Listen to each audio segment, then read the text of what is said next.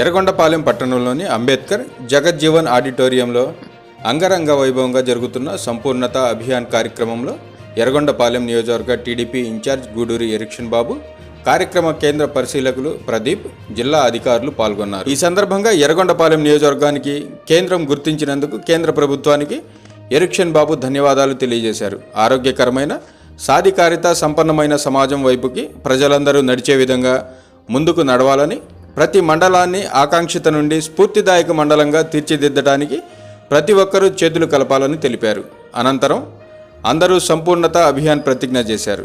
ఈ సందర్భంగా వివిధ శాఖల ఆధ్వర్యంలో ఏర్పాటు చేసిన స్టాల్స్లను పరిశీలించారు. శాఖల పనితీరు వివరాలను అడిగి తెలుసుకున్నారు.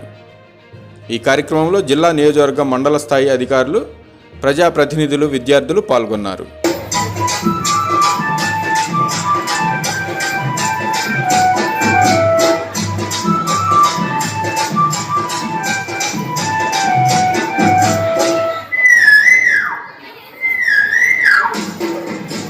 వసంతాలలో నవనమంతా పందిరాయి ఆ పందిరి చూసి మా మనసంతా పులకరించే.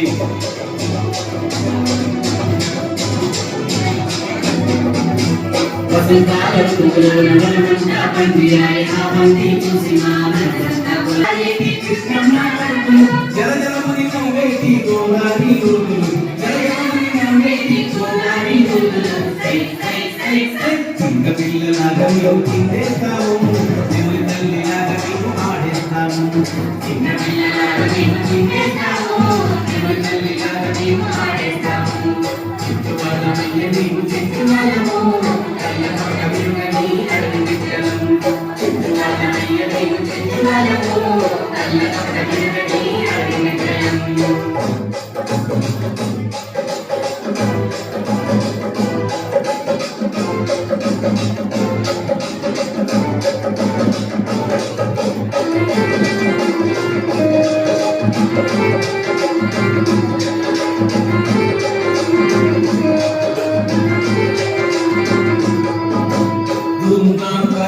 తుమ్ములే ప్రకాశిమా, ధూమ్ధాం కాశిమా, తుమ్ములే ప్రకాశిమా, ధూమ్ధాం కాశిమా, తుమ్ములే ప్రకాశిమా, ధూమ్ధాం కాశిమా, తుమ్ములే ప్రకాశిమా, ధూమ్ధాం కాశిమా, తుమ్ములే ప్రకాశిమా, ధూమ్ధాం కాశిమా, తుమ్ములే ప్రకాశిమా.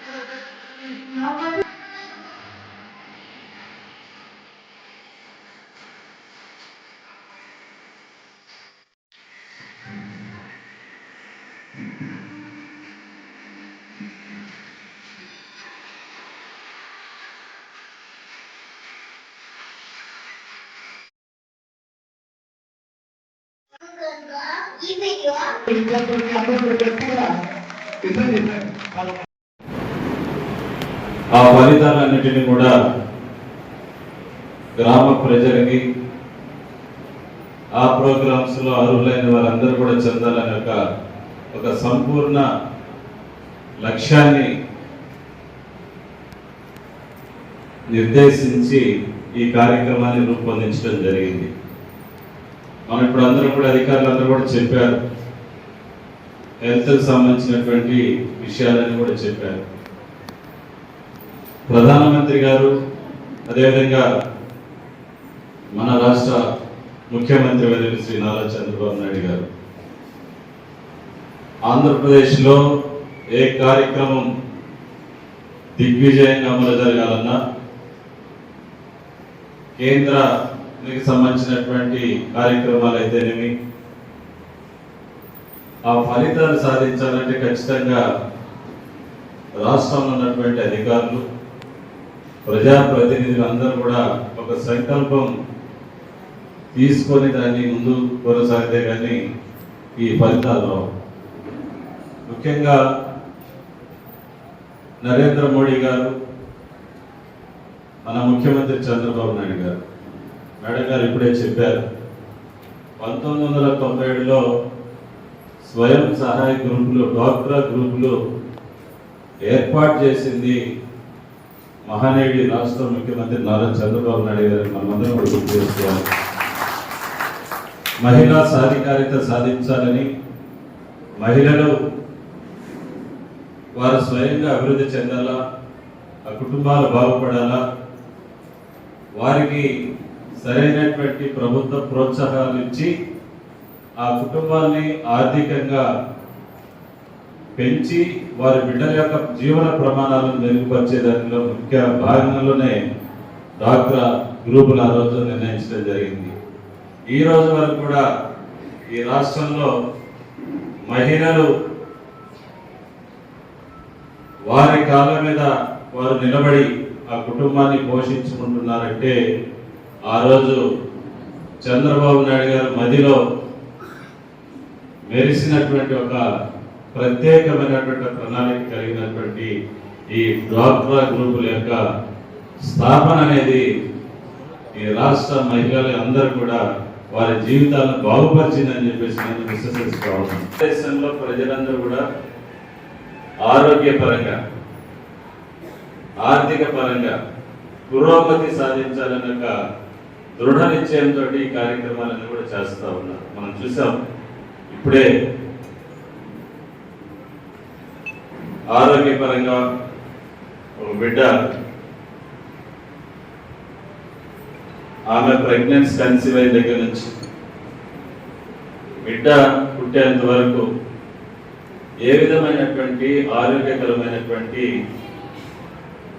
సూచనలు కానీ, వాళ్ళు తీసుకునే న్యూట్రిషన్ కానీ, బిడ్డ ఎదుగుదలకి కావాల్సినటువంటి పోషకాలన్నీ కూడా ప్రభుత్వమే ఇస్తూ ఉంది. వాటన్నిటిని కూడా మనం సక్రమంగా పాటించాలి. పల్లెల్లో కొంతమంది మూఢనమ్మకాలు ఉన్నాయి. ప్రత్యేకించి మన నియోజకవర్గంలో సగం మంది ఎస్సీ ఎస్టీ జనాభా ఎక్కువ, బీసీ. వీరికి అవేర్నెస్ కూడా కొండ ప్రాంతాలు, ఫారెస్ట్లో ఉంటారు. నేను చాలా తండాలు గుడాలను తిరిగాను. మరి ముఖ్యంగా అక్కడ వారికి ఆరోగ్యం అందించాల్సిన అవసరం ఉంది. ఈ ప్రోగ్రామ్స్ అన్ని కూడా ఇంటీరియర్ ప్లేసెస్ లో ఫారెస్ట్లకి గూడెలకి తండాలకి వెళ్ళాలంటే ఖచ్చితంగా మనం అందరం కూడా ఒక దృఢ నిశ్చయంతో ఒక మంచి ఆలోచనతోటి ఇటు ప్రజాప్రతినిధులు కానీ అదేవిధంగా అధికారులు కానీ తీసుకెళ్తే తప్ప దాని యొక్క లక్ష్యాన్ని మనం చేరుకోలేము. ఇది చాలా ఇంపార్టెంట్. అందుకని ఇప్పుడు కూడా మనిషికి ఆరోగ్యం ఉందంటే ఖచ్చితంగా ఆశిస్తున్నట్టు లెక్క.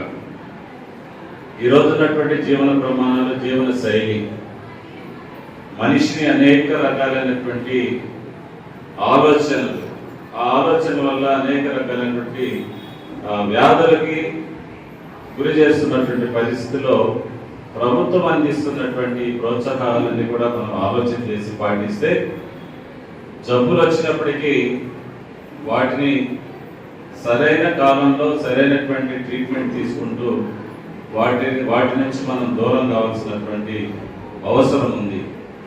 ఎడ్యుకేషన్ విభాగం కూడా మనం ఫలితాలు సాధించాల్సిన అవసరం ఉంది. ఈరోజు రాష్ట్రంలో నిరుద్యోగం తాండవిస్తూ ఉంది. అందుకనే మన ముఖ్యమంత్రి వర్యులు నారా చంద్రబాబు నాయుడు గారు నిన్న ముఖ్యమంత్రి అయిన వెంటనే డిఎస్సి మీద మొట్టమొదటి సంతకం పెట్టి తిరిగి రాష్ట్రంలో నిరుద్యోగాన్ని నిర్మూలించాలనే ఒక ఏకైక లక్ష్యంతో ఆయన ముందుకెళ్తున్నటువంటి పరిస్థితులు మనం అందరం చూస్తూ ఉన్నాం. విద్య ఉండాలి. ఇంతకుముందు గ్రామాలలో 1995 ముందు చదువుకోవాలంటే ఎక్కడో ప్రధాన గ్రామంలో ఒక బడి ఉంటుంది, ఆ బడికి వెళ్ళాలి. దళితవాడ నుంచి బడికి వెళ్ళాలంటే దూరం. అందుకని వెనుకబడిన తరగతుల వారు, షెడ్యూల్ కులాల ట్రైబ్స్ అన్ని కూడా చదువుకు దూరంగా ఉంటున్నారని ఆ రోజుల్లో చంద్రబాబు నాయుడు గారు ముఖ్యమంత్రి అయిన తర్వాతనే డిఎస్సి ద్వారా ఉపాధ్యాయ పోస్టులకు ఎంపిక చేసి అనేక షెడ్యూల్ ట్రైబ్స్ క్యాస్ట్ ఉన్నటువంటి గ్రామాల్లో స్కూల్స్, పాఠశాల భవనాలు కట్టి ఉపాధ్యాయుల్ని నియమించి పేద బడుగు బలహీన వర్గాలకి చదువును అందించినటువంటి మహానుభావుడు.